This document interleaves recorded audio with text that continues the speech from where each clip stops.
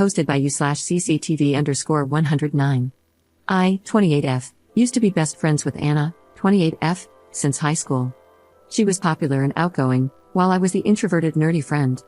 In high school, I had a crush on Ethan, 28M, but I assumed he'd prefer Anna, so I stayed out of it. They started dating, and I supported her reluctantly because of their toxic, on and off relationship. Over time, I grew to dislike Ethan because he was rude and mean. They broke up when we were 21 but got back together a year later and eventually got engaged when we were 23. 3 months before the wedding, Ethan drunkenly called me, asking why I rejected him. I dismissed him, said he was drunk, and ended the call. The very next day, I was kicked out of group chats and ghosted by everyone in our friend circle. When I texted my friends to ask what happened, they gave me the silent treatment. When I reached out to Anna, I found myself blocked. Desperate, I even tried calling Ethan, but my number was blocked too. I had no idea what I'd done wrong, and I wish someone would tell me. That week was hell. Anna's silence hurt the most because, at the time, she meant everything to me. I barely slept, battling panic attacks at night while trying to keep it together for class during the day. If not for my supportive roommates who helped me through my panic attacks, I don't know how I would have made it through. Anna and I attended the same local university but took different courses. I waited for her outside her class. When she came out with her friends, I pulled her aside and asked what was going on. She accused me of being a fake friend who tried to steal Ethan. I denied her accusation and asked for proof, but she went silent and left. They didn't unfriend me on Facebook but kept posting about their hangouts and the bridal shower, along with indirect jabs at me. I eventually deleted my old account and changed my number. I slowly rebuilt my self-esteem and moved on. I recently created a new Facebook account. A few days ago, I was added to a group chat for our upcoming reunion, which I had no idea about. They greeted me, calling me class president if they hadn't shunned me 6 years ago. I left the group, but they kept messaging me. Anna kept calling, so I finally picked up out of annoyance. She told me she was sorry for everything and wished for me to come to the class reunion party. She said the party didn't seem complete without the class president every year. She told me she divorced Ethan after 2 years of marriage. She tried to reach out to me but couldn't find any of my socials or contact info after we graduated. I asked her why she was telling me all this when she was no longer important to me. She cried, and I ended the call and continued ignoring their messages on Messenger. My family says forgiveness is for my own peace and that it doesn't mean forgetting. But I don't feel anything anymore, only indifference. I don't owe them anything to ease their guilt. Am I wrong to feel this way? Commenter. You know what happened, right? Ethan wanted to date you, but Anna told him you rejected his interest so he'd date her. Then, when he called you, it made her feel threatened that her shady actions might be discovered. So, she made up more lies that turned other friends against you. Now, enough time has passed, and Ethan is no longer around, so she feels safe bringing you around again, which is why she reached out to you. Odds are, others told her to contact you because you two were such good friends. If you refuse to go, she'll probably tell them something that makes you look bad as your reason. Regardless of whether you go or not, I'd suggest contacting someone who will be there and letting them know you won't attend because of the horrible way Anna treated you. This way, someone else knows the truth, and Anna won't have the chance to lie about you again. Don't go if you don't want to, but don't let her get away with lying about you again. Ops response. It's been 6 years, and I know I've healed and found better friends. My current best friends are the roommates who supported me during university. But why does it still hurt? Despite everything, I always believed my friendship with Anna was genuine. Update 2 days later. I wanted to edit my previous post, but it's already too long. Just a quick disclaimer, I created my Facebook account 2 weeks ago after mustering the courage to do so despite my past trauma. I use fake names and ages for anonymity. In reality, we're all 29.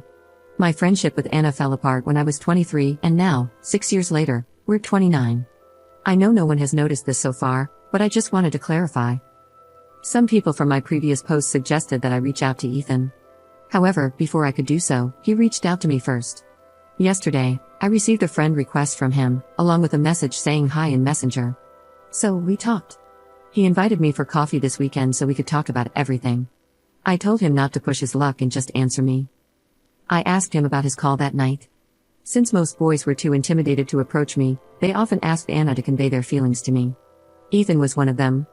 Apparently, a lot of boys had a crush on me back then. But at the time, only Anna received open confessions, so I assumed I was undesirable, not that it mattered to me. I was foolishly infatuated with Anna, so much so that I would have rolled out a red carpet for her to walk on if I could. She was my entire world back then. Not once did I ever hear about any boys in high school liking me from Anna. Apparently, Anna would always come back to them with her apologetic face, telling them that I had rejected them and repeating the insults I had supposedly said about them. No wonder some people back in high school called me arrogant and disliked me for some reason. I just thought it was because I was a strict class president and student committee member. Unlike Anna, who was friendly and charming, I was strict, sharp-tongued, and rarely smiled. I don't owe anyone a smile.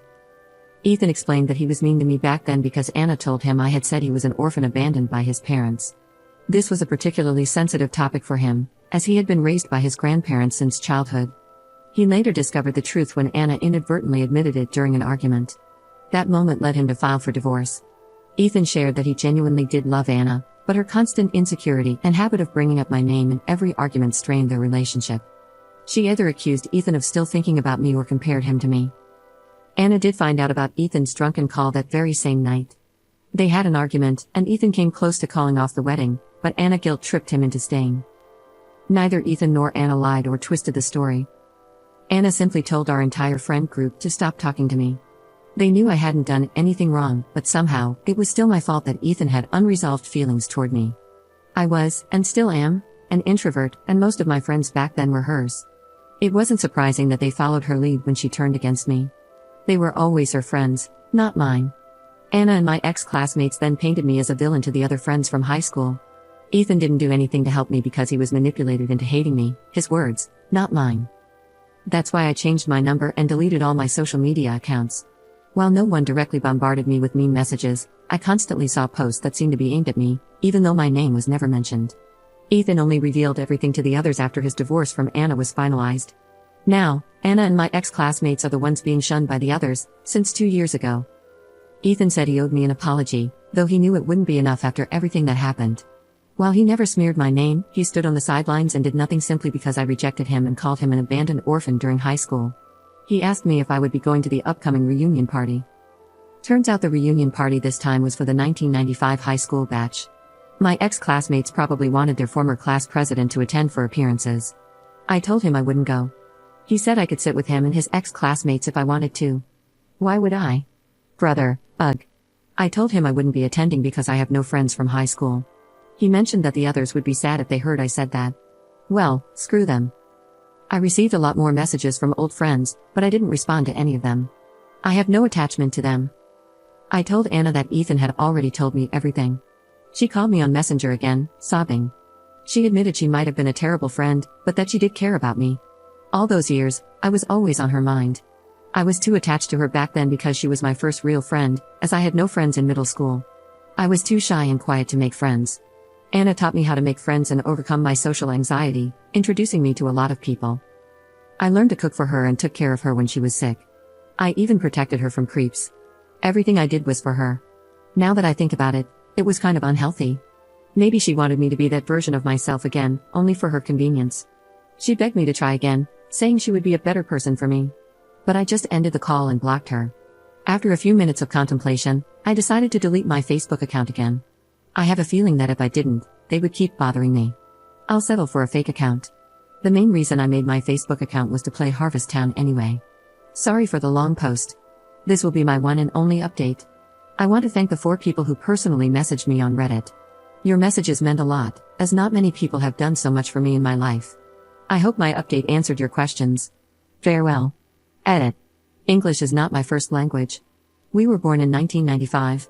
What I meant was a reunion for students from the year 1995.